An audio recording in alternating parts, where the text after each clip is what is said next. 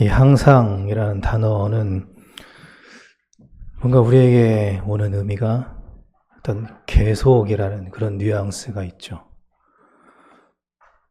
그 생각을 떠올리기가 쉬운데, 그것은 성경적인 의미의 내용은 아닙니다. 그런 의미를 아예 배제할 수는 없지만, 성경은 좀 다르게 되어 있어요. 항상. 이게 지금 한 단어로 되어 있잖아요. 항상이. 근데 성경은 두 단어로 되어 있습니다. 우리는 그냥 묶어서 항상 이렇게 한 단어로 표현을 했잖아요. 근데 성경은 이게 두 단어로 이루어져 있습니다. 어떤 두 단어로 이루어져 있냐면 이게 헬라어로 판티카이로입니다. 판티라는 단어와 카이로라는 단어로 이루어져 있습니다. 근데 이 판티라는 단어는 모든이라는 의미예요. 모든. 그리고 이 카이로라는 단어는 기회라는 뜻입니다. 그러니까 항상은 어떤 계속된다는 의미가 아니고 모든 기회라는 뜻입니다. 이걸 조금 더 구체적으로 얘기하면 그 모든이라는 것은 각각의 사건을 의미합니다. 그러니까 인생에 일어나는 각각의 현실, 각각의 사건을 말하는 거예요. 그 각각의 사건 속에서 기회라는 겁니다. 이 기회라는 것은 카이로라는 것은 카이로스를 말하거든요. 그것은 그냥 기회가 아니라 하나님이 주신 기회를 말하는 겁니다.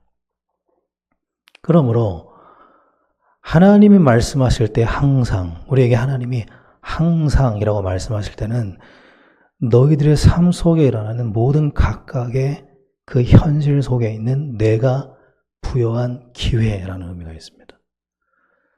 너무 다르죠.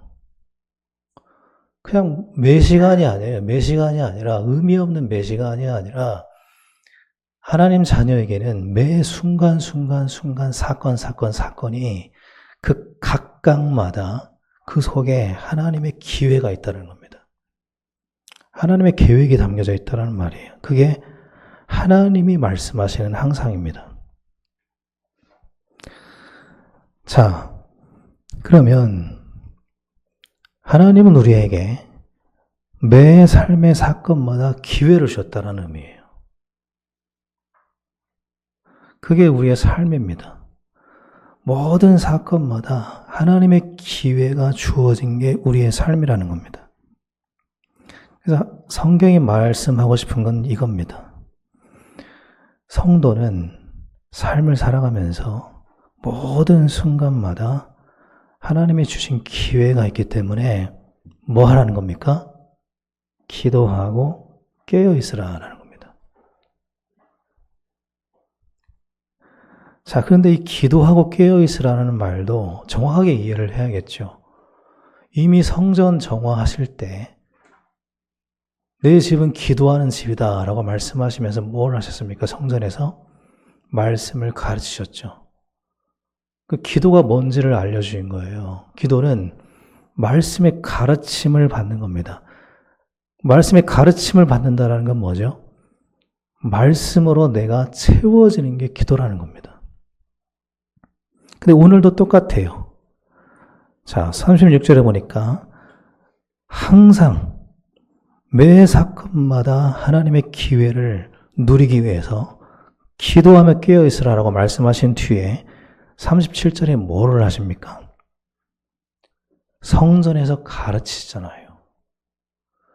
기도에 대해서 말씀을 하시고 항상 뭘 하시냐면 말씀을 가르치십니다. 왜냐하면 그게 기도니까요. 기도는 말씀의 가르침을 받는 겁니다. 그리고 깨어있는다는 건 뭡니까? 그 뒤에예요. 38절입니다.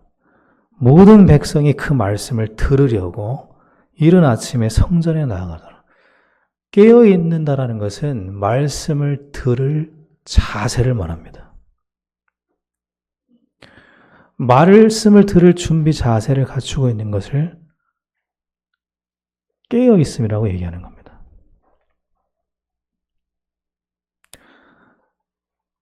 정말 하나님이 우리에게 원하시는 게 뭐겠습니까? 우리의 삶을 하나님이 그냥 이끌어가는 게 아니라 한 수 한 수를 두실 때마다 최고의 수를 두시잖아요. 그러므로 우리에게 주어진 모든 시간, 모든 삶 속에는 그 각각마다 하나님의 뜻이 있고 계획이 있고 기회가 있다는 걸 알기를 원하십니다. 근데 그것을 알고 누리기 위해서 뭐 하라는 겁니까? 말씀으로 채우라는 거예요. 항상 우리가 말씀을 들을 자세를 가지고 깨어 있으라는 겁니다. 그렇지 않으면 하나님이 주신 기회를 그냥 날려버릴 수 있기 때문에 그렇습니다. 100m 달리기를 할 때 그 출발선에서 선수들이 준비 자세를 취하고 있습니다. 그런데 그 준비 자세가 어떻게 취하고 있냐면 말 그대로 튕겨져 나갈 준비를 하고 있죠. 그리고 뭐에 가장 귀가 민감합니까? 뭘 계속 들으려고 합니까? 총소리죠. 출발 소리죠. 모든 신경이 그 총소리에 다 집중되어 있습니다. 그리고 총소리가 딱 들리자마자 어떻게 합니까? 그야말로 총알처럼 튀어나가죠. 그걸 깨어있음이라고 하는 겁니다. 말씀을 들으려고 민감해져 있는 상태예요. 그런데 우리가 가장 민감하게 들어야 될 것이 하나님 말씀인데 때로는 살다 보면 사람의 소리가 가장 민감하게 들릴 때가 있습니다. 그걸 들을 준비를 하고 있기 때문에 그런 거예요. 사람 소리를 들을 준비를 하고 있기 때문에 그거에 내가 집중하고 있기 때문에 그 소리를 들으려고 몰입을 하다 보니까 그 소리가 들리는 겁니다. 그 말소리만 듣는 게 아니죠. 우리는 비언어적 언어, 표정이거든요. 몸짓도 언어예요. 사람들의 표정과 몸짓에도 예민합니다. 그런 언어에 민감하죠. 그리고 그것에 반응합니다. 그러다 보니까 매 사건마다 하나님의 말씀을 놓치다 보니까 기회를 잃어버릴 때가 많습니다. 그래서 예수님은 항상 말씀을 듣고자 하는 준비 자세를 갖추고 깨어 있으라는 겁니다. 그러면 두 가지 일이 일어난다는 거예요.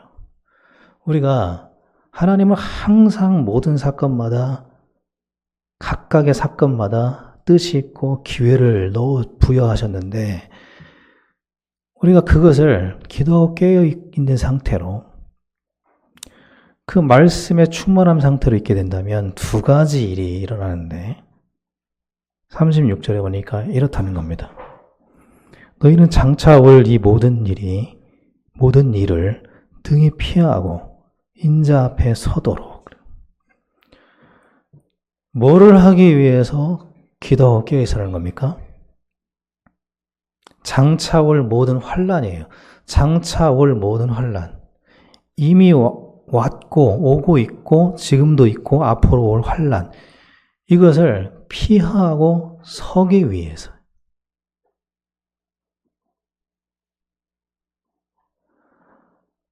앞으로 인간에게 환난이라는 것은 필연적입니다. 이게 성경의 관점이죠. 사람이 삶을 살면서 풍랑이 있는 것은 필연적이라는 겁니다.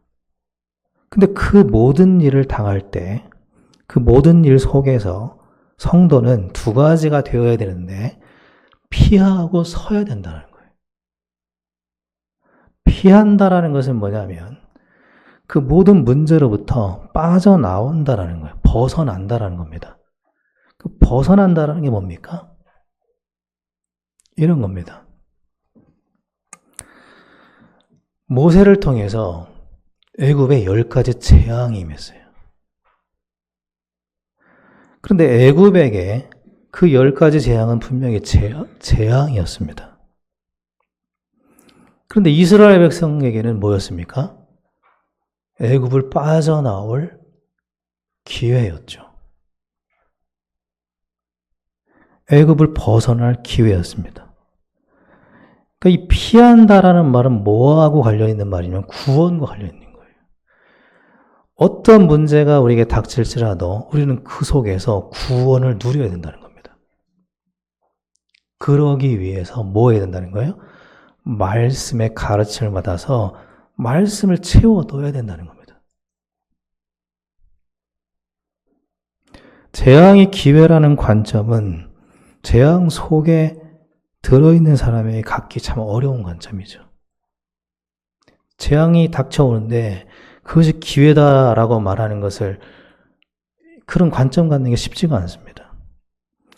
나일강이 피로 물들 때 그 재앙은 이스라엘 백성들도 똑같이 당하는 재앙이었습니다. 성경의 관점은 이거예요. 그럼에도 불구하고 그 10가지 재앙은 이스라엘 백성들에게 구원의 기회였다라는 겁니다. 이걸 하나님이 모세에게 끊임없이 말씀으로 알려주셨어요. 말씀을 통해서.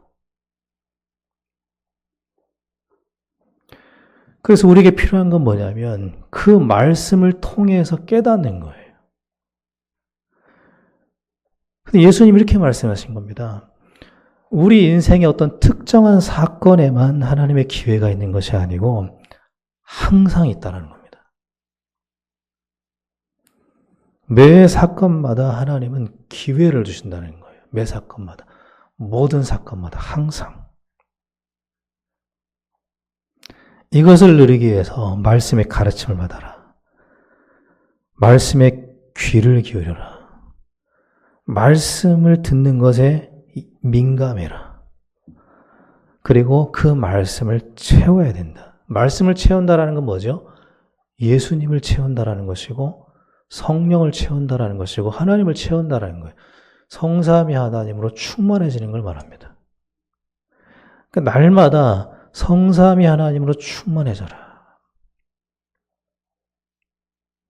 저는 우리 모든 성도님들이 우리에게 일어난 모든 사건들이 그리고 앞으로 부딪힐 모든 사건들이 하나님이 주시는 기회라는 사실을 잊지 않았으면 좋겠습니다. 저는 아직도 회복이 안 된 인간관계가 많습니다. 한두 개가 아니에요. 굉장히 많아요. 그거는 제가 인간관계를 잘 못하기 때문일 수도 있지만 사실은 많은 사람들이 그렇습니다. 그럼 제가 그 모든 인간관계를 다 회복해야 되느냐? 성경을 보니까 그렇지 않다라는 걸 알게 되었어요. 다윗은 사울왕과의 관계를 죽을 때까지 회복 못했습니다. 그런데 그것과 아무 상관없이 그 인생은 회복됐어요. 어떻게 회복됐습니까? 말씀이 다윗의 인생을 지배했을 때예요. 이 모든 것은 나를 위하여 하나님께서 이루시는 것이구나. 이 말씀이 지배했을 때 인생이 회복됐습니다. 회복이라는 것은 말씀이 나를 지배할 때 일어나는 거죠. 말씀이 내 안에 채워질 때라는 겁니다. 어디로 돌아가는 것도 회복이 아니고 끊어졌던 인간관계가 회복되는 것도 회복의 본질은 아닙니다. 과거로 복귀하는 것도 회복의 본질은 아니에요. 제자들이 예수님께 이렇게 물었거든요. 주님, 이스라엘 나라가 언제 회복됩니까? 라고 질문했습니다. 그 사람들이 질문한 건 이거예요. 그들이 갖고 있던 회복의 개념은 뭐냐면 과거로의 복귀였습니다. 다윗 왕국으로 돌아가는 걸 회복이라고 생각했어요. 우리가 흔히 갖고 있는 생각이 그렇죠. 과거의 어느 시점으로 돌아가는 걸 회복이라고 생각하기 쉽습니다. 제자들도 똑같이 생각한 겁니다. 이스라엘 나라가 언제 다윗 때처럼 회복됩니까?를 질문한 거예요. 그때 예수님이 뭐라고 대답했습니까? 그런 건 너희가 알 바 아니다. 오직 성령이 너에게 임하시면 너희가 권능을 받고 땅끝까지 증인된다. 뭘 말씀하신 거죠? 지금 너희에게 필요한 것은 성령 충만이다. 왜냐하면 성령 충만이 회복이거든요.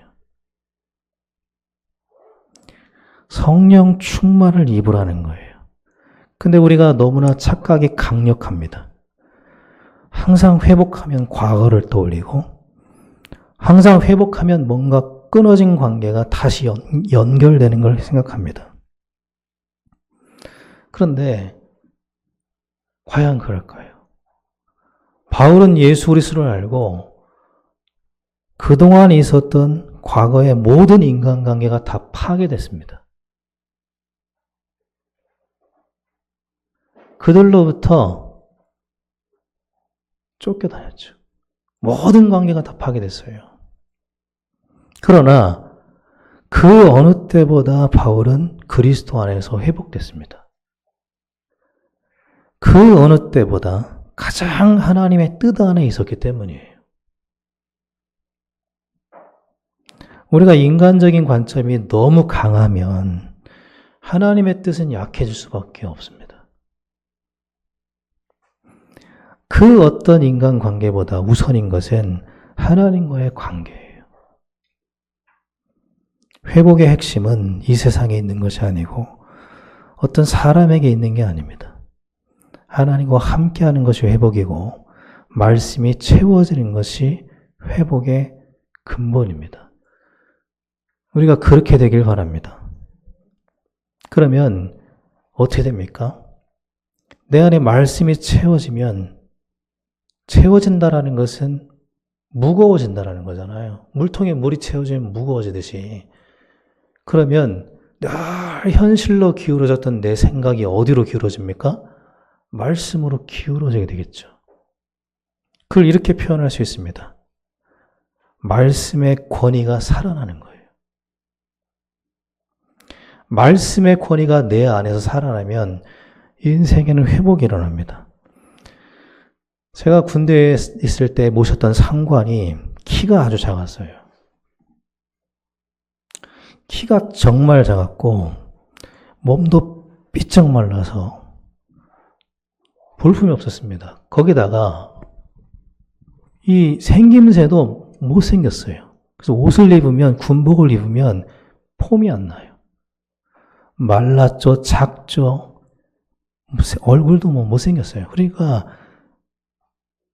군복만 입혀놨지 이게 하나도 이게 볼품이 없어요. 그런데 그 사람이 계급이 있다 보니까 권위가 있습니다. 함부로 아무도 못해요. 그 말 한마디 하면 덩치 큰데도 굴복해요. 왜냐면 계급이 낮으니까. 그러니까 제가 있던 사무실 안에는 덩치 좋은 부사관도 있었거든요. 꼼짝을 못해요. 병사 중에는 더 덩치 좋은 병사도 있었습니다. 근데 그 조그만 사람이 뭐라고 말하면 꼼짝을 못합니다. 왜냐하면 계급 권위가 있기 때문에. 근데 어느 날 제가 있던 사무실에 사단장이 한 번 방문을 했습니다. 사단장을 그렇게 옆에서 처음 봤는데 사무실로 방문을 한 거예요. 저희 사무실로. 근데 제가 뭘 봤냐면 그때 모습이 진짜 생생한데 그렇게 거만하던 그 사람이 벌떡 일어나서 이등병처럼 격려를 해요.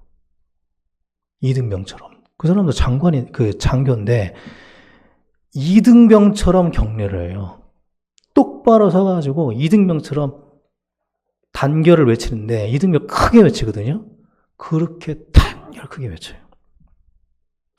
그 앞에서 벌벌 떨고 있는 걸 제가 봤습니다. 뭘 봤냐면 이걸 본 거죠. 권위 위에 권위가 있다는 걸 본 겁니다. 더 큰 권위 아래서 조금 전까지 군림하고 있던 권위가 벌벌 떠는 걸 봤습니다. 성경이 말하는 건 이거예요. 이 세상의 어떤 권위도 말씀의 권위 아래에 있다는 겁니다. 말씀의 권위 아래에서 현실의 권위는 벌벌 떤다는 겁니다. 영향력을 상실한다는 거예요. 여러분 그거 다 경험해 보셨잖아요. 말씀 충만할 때 현실이 영향을 미치든가요? 아니거든요. 그런데 말씀이 희미해질 때는 항상 현실이 권위 있게 나를 지배하잖아요.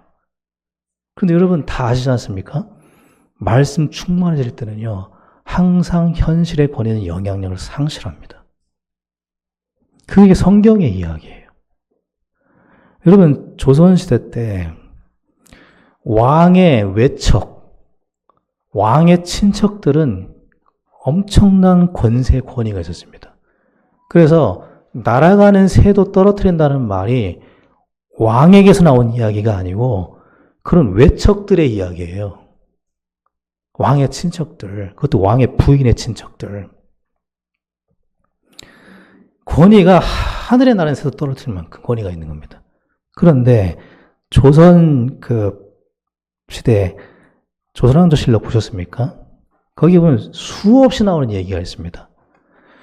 그런 하늘의 새도 떨어뜨릴 만큼 권위 있던 외척들의 권세가 왕의 말 한마디로 직위를 잃어버려요. 박탈당합니다. 그리고 왕의 말 한마디로 유배돼요.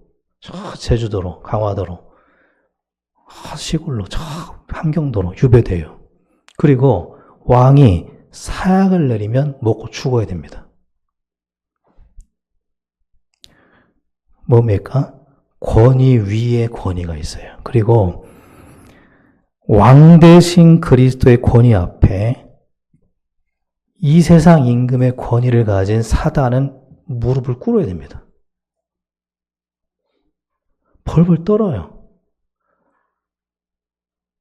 한마디 말씀에 자연 법칙도 권위를 상실해요. 예수님이 말하니까 풍랑도 잠잠해져요. 그게 창조자의 권위입니다.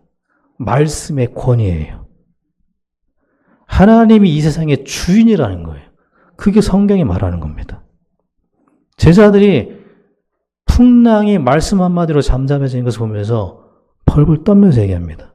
저가 도대체 누구길래 바람과 바다가 순종하는가? 그게 말씀의 권위입니다. 그래서 예수님이 너무나 귀하게 여기는 우리에게, 제자들에게 이렇게 말씀하는 거예요. 너희들이 풍랑 가득한 인생을 살고 있어. 그런데 그 속에서 기도하고 깨어 있어.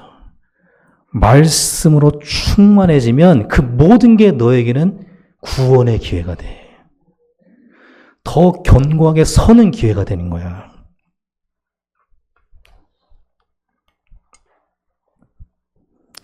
우리 마음이 그 말씀으로 채워지기를 바랍니다.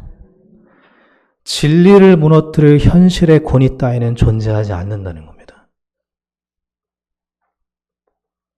이런 것 같은 거예요. 태양빛이 강하게 비치는데 그 아래 전등이 불이 나가든 밝게 빛나든 의미가 없다라는 거예요. 전등이 고장났든 고장 안 났든 태양빛 아래서는 아무 의미가 없다라는 거예요. 우리는 고장난 전등만 붙들고 맨날 이러고 있는데 태양빛 아래서는 의미가 상실된다는 겁니다. 이 세상의 문제라는 것이, 현실이라는 것이 하나님의 말씀의 빛의 권위 앞에서 그런 거라는 겁니다. 아무 의미가 없다라는 거예요. 태양빛 아래의 전등처럼. 다윗도 요셉도 누린 게 이거잖아요. 그래서 예수님은 항상이 하나님이 주신 기회다. 매 순간순간순간이 내가 너희들에게 준 구원 축복에 누릴 기회다. 매 순간순간이 연단되어서 더 강력해질, 더 강하게 설 수 있는 기회다. 하나님의 자녀로 자유를 누리고 해방되어서 마음껏 누릴 기회다. 그러므로 기도하라. 말씀의 가르침을 받고 깨어있으라. 말씀들을 민감한 자세를 취해라. 이것이 성도가 인생을 살면서 항상 가져야 되고 유지해야 되는 태도다. 여러분 어떠십니까? 저는 제 자녀들이 학교에서 일어나는 문제, 자기 때문에 오는 갈등, 현실의 문제 이런 거 가지고 고민하면서 살거나 그 문제를 해결하기 위해서 안절부절 못하는 그런 모습을 보기를 원치 않습니다. 그냥 이 아이들이 말씀으로 강해지기를 원하죠. 하나님이 이렇게 원하는 거 그게 아니겠습니까? 문제가 영향력을 상실할 만큼 말씀의 권위로 충만해지기를 원하십니다. 거기에 회복의 본질이 있는 거죠. 그러므로 오늘도 우리가 해야 될 것은 딱 한 가지입니다. 하나님만 바라보시기 바랍니다. 말씀이신 예수님만 바라보시길 바랍니다. 그 말씀으로 충만해지는 은혜가 있게 되길 바랍니다. 그리고 나서 반드시 회복의 축복을 누리게 되길 바랍니다. 그러면 나머지 인생도 축복으로 따라올 것입니다. 네 영혼이 잘된 같이 네가 범사에 잘되고 강건하게 되기를 내가 원하노라. 하나님이 원한다. 남은 인생 항상 깨어 기도하는 우리 모든 성도님들 되기를 예수님의 이름으로 축원합니다.